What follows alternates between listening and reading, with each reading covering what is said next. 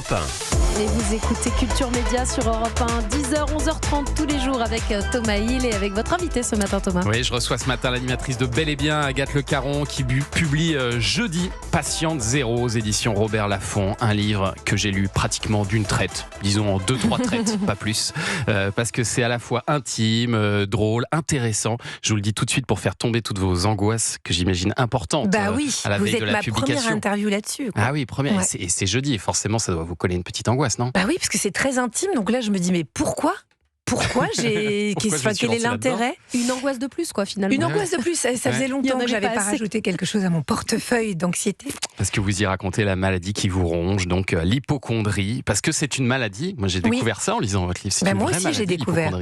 Oui, c'est le docteur Chaboch que j'interviewe à la fin du bouquin qui m'a dit c'est classé dans les maladies mentales. Ouais. Donc moi, j'avais tendance à me dire voilà, c'est une anxiété, l'hypocondrie qu'on met dans les maladies, mais ça pourrait être dans l'avion, dans les insectes, dans autre chose, quoi.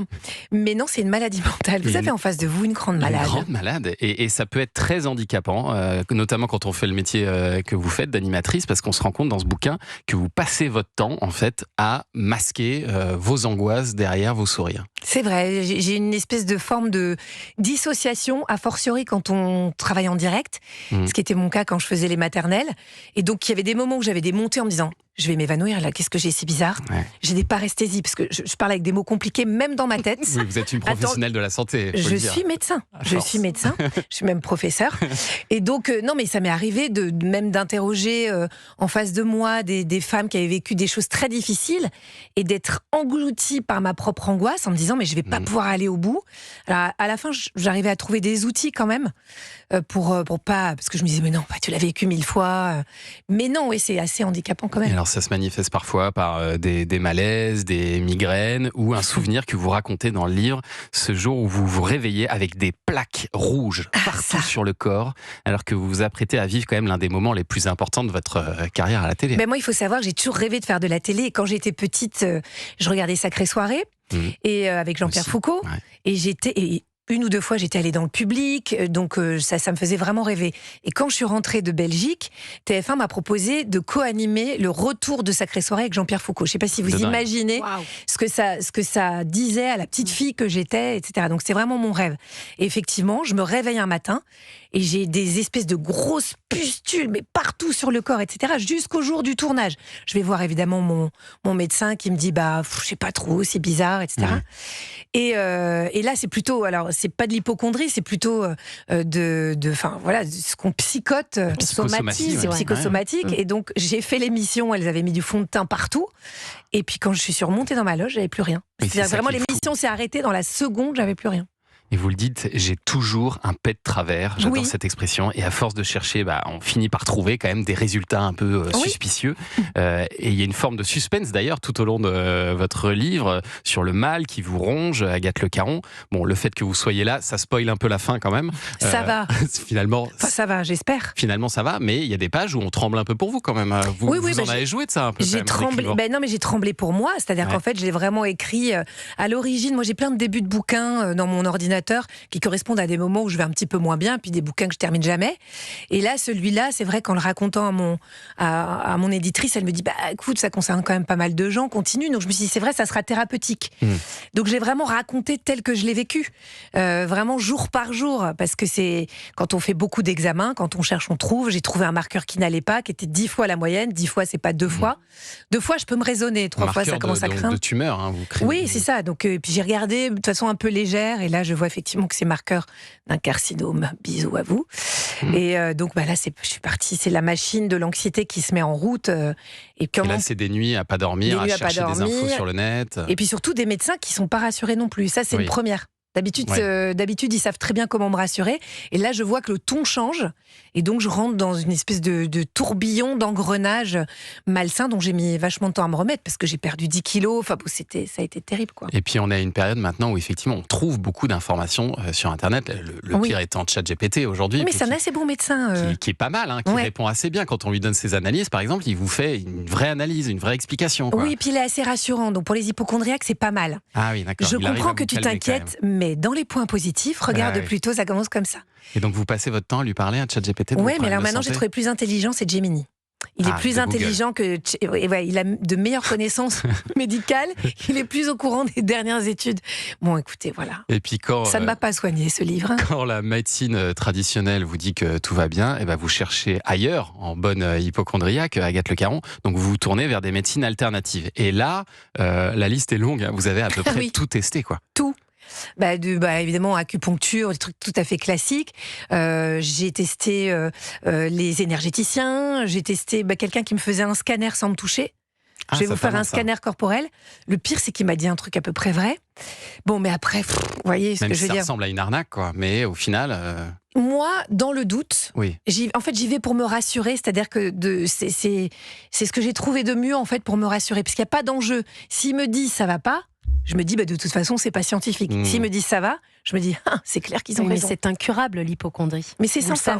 C'est sans fin. Mais après, on arrive à trouver des outils.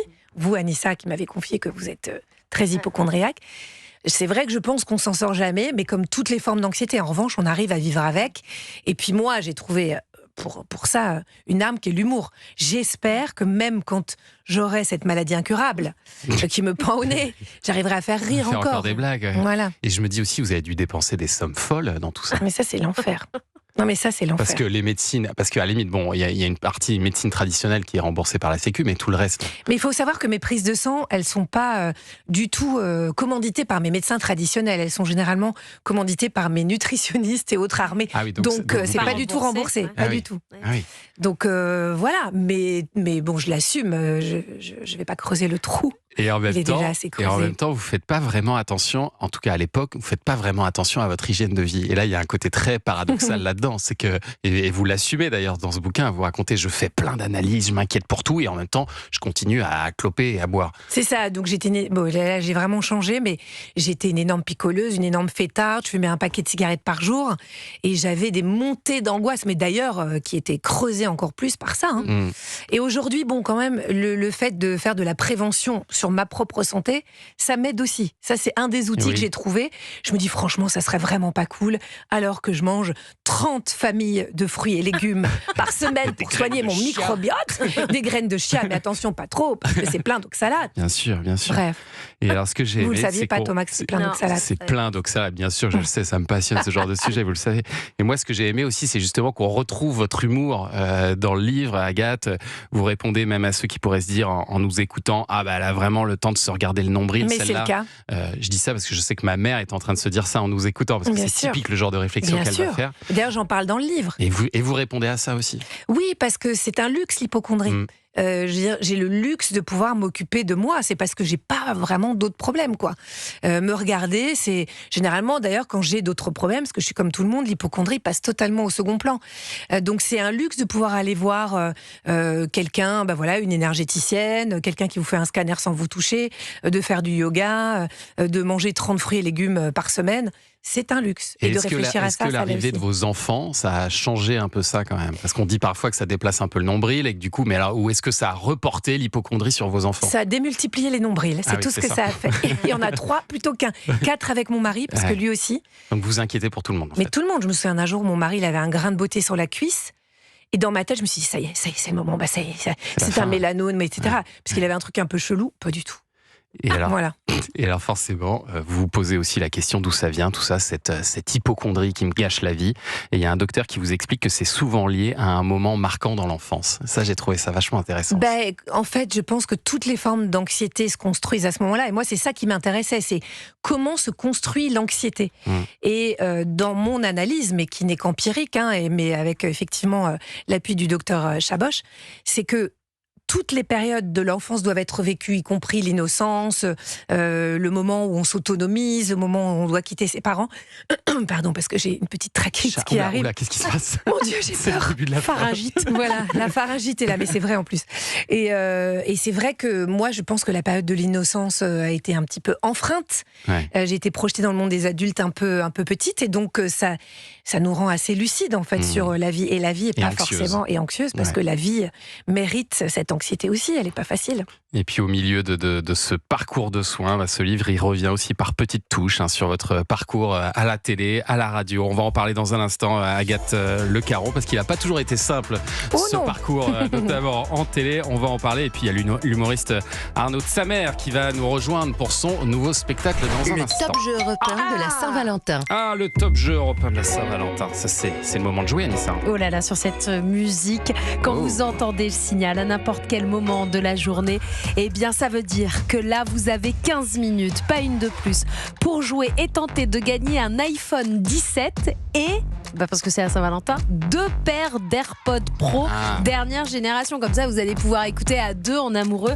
vraiment votre radio chacun de votre préférée. côté dans votre lit, chacun sa série, ça c'est vraiment bien. Ou chacun sa série, mais en général, vous voyez par exemple Culture Média là, vous êtes tous les deux dans... Ah oui, bien sûr. tous les deux en train d'écouter Culture c'est Média, trop de mignon, rigoler ça. en même temps et tout, c'est mignon ça.